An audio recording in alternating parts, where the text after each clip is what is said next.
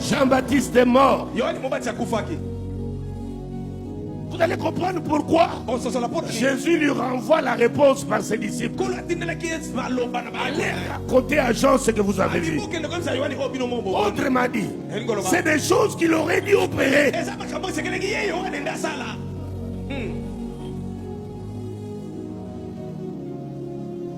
Moi j'ai repris la main parce qu'il n'a pas compris les choses. J'ai repris les choses à la place de son ignorance. Allez lui raconter ça, il va comprendre. Léopold Mutombo fait une déclaration grave et injurieuse contre le Seigneur Jésus-Christ. Il dit que si Jésus a fait des miracles, c'est parce que Jean-Baptiste était ignorant et que ce sont les miracles destinés à Jean que Jésus a accomplis dans son ministère. Autrement dit, selon lui, Jésus n'était pas destiné à opérer des miracles qu'il a accomplis, il a donc usurpé la puissance. Quelle bêtise! La Bible a été claire par rapport au ministère de Jean-Baptiste et celui de Jésus-Christ.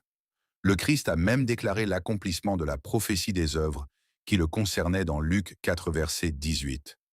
Cet homme est un faux apôtre qui insulte Jean-Baptiste, l'homme à qui Jésus lui-même a rendu un bon témoignage. Ces soi-disant hommes de Dieu sont sur terre. Ils ont infiltré l'Église hors de Christ.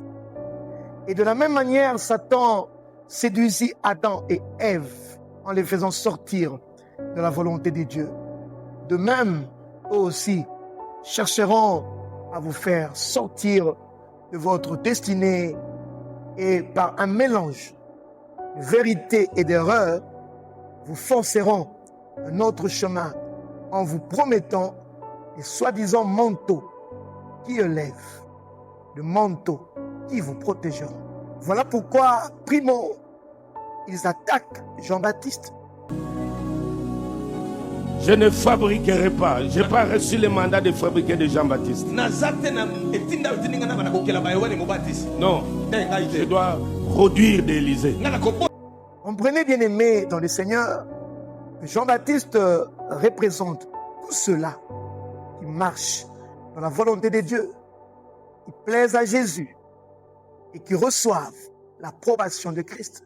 Secondo, mais ceux-là, malheureusement, qui seront séduits, recevront leur sorcellerie, le sceau ou le cachet d'envoûtement, le fameux manteau proposé en échange d'une loyauté.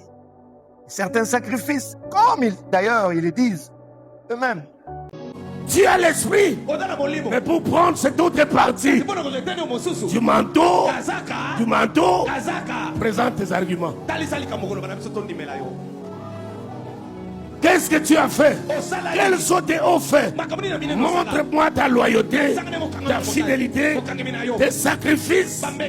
Rappelez-vous qu'à Ève avait été aussi promis qu'elle serait comme Dieu. Frères et sœurs dans le Seigneur, je vous en conjure, par les compassions de Christ, ne vous connectez pas, ne vous greffez pas à ces faucons. Ne croyez même pas à leurs déclarations empreintes d'une nuisance démoniaque.